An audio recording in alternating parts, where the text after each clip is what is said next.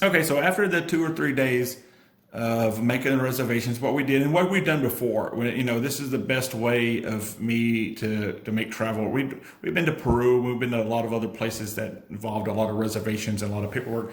What we do, we print our reservations and we make an itinerary, like we would be a tour guide or something. And so as you can see, this is our first day, and so this is the same thing from the Camino de Santiago GL website. So this is our itinerary from everything. And so that got day 1 of distance of how many miles and how long. Day 2, day 3 might be something different. We might ride a cab into town, which would change things, which also changed day 4. So it's either no taxi or with taxi, no taxi with taxi. And then day 5 will be the same. Okay, but this is what we usually do. So when we get to Santiago de Compostela, after we come from Madrid, we will need to get a train to Friol. So to get a train from Friol, I went to Google, and this is how we're going to catch the train this is the airport, this is the train station. And so we will catch the bus. Right here tells us the bus to catch. Well, you can look on there to see what bus to catch, but it tells you what bus to catch. So we catch the bus. It's like a 50-minute bus ride, and it will drop us off at the bus station. Okay, here's our tickets. We'll find the right page. Once we get to Friol, this is the directions from the train station to the hostel we'll be staying at, which is a hotel. We got a hostel at Hostel El Cardio. And then it tells you step by step on how to get to our first hostel. So this here is the booking for the first night at our hostel. We got 2 rooms, and that's that.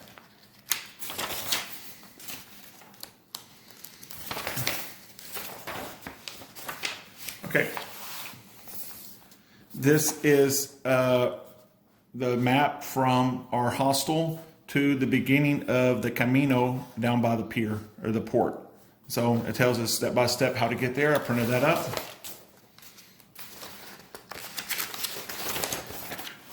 So this is the same as from the web page that we made the itinerary, and it tells us what to do. It tells us what we'll see.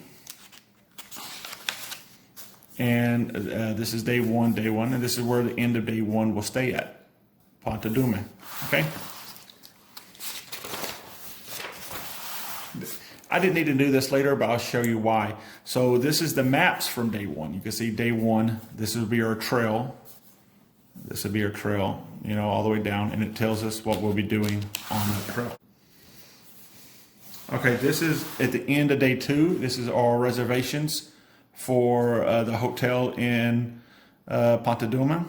So I just have this paper, so we're hiking with this paper. I'll probably put my director who's helping me, Matthew, to keep track of this book for us, because he's really good at keeping track of books and maps and things like that. And so we did this and this is day 2, just from the webpage. Just printed up with step by step. So every night at the end page for that day shows our hotel, and there's maps, and there's a little brief description on each day until we get back to the United States. So the book's pretty lengthy. It worked out pretty good. Like I said, it took us about 2 or 3 days to plan this book out, to print everything up, but it's step by step of what we'll be doing. And I think it's really worth the hassle. That takes a lot of questions out. One thing I did not know until later, I really won't need those maps in this one, because I found this book online right here, and this is a really good book.